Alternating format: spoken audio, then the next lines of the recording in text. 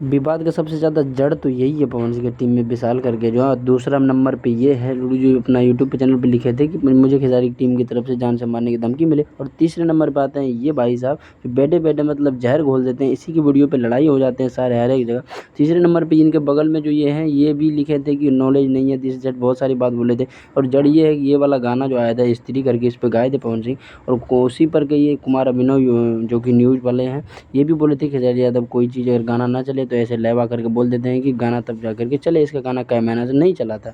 उसी पे पहला जो रोस्ट करने वाला ये भोसड़ा वाला है जो कि बोल दिए थे कि कोई मसूरी करके। इसी पे जो है इनके सारे यूट्यूबर दो चार हैं आकर के बहुत सारी बात बोले थे कि गाना नहीं चलने का कारण अगर ना हो तो कारण यही ढूंढ लेते हैं कि बस आकर के लाइव आकर कुछ भी बोल दो, बस उनकी जलन होता है। तब जा करके चर्चे में आने के बाद गाना चले थे। हालांकि ये गाना आया हुआ अंबानी करके गाना, देखो जाकर 5 मिलियन करोड़ से गाना कैसे नहीं चलता है। गाना अगर कोई अच्छा हो, सब गाना अगर 10 रिलीज हो महीना में 10 के 10 नहीं चलते हैं भाई साहब।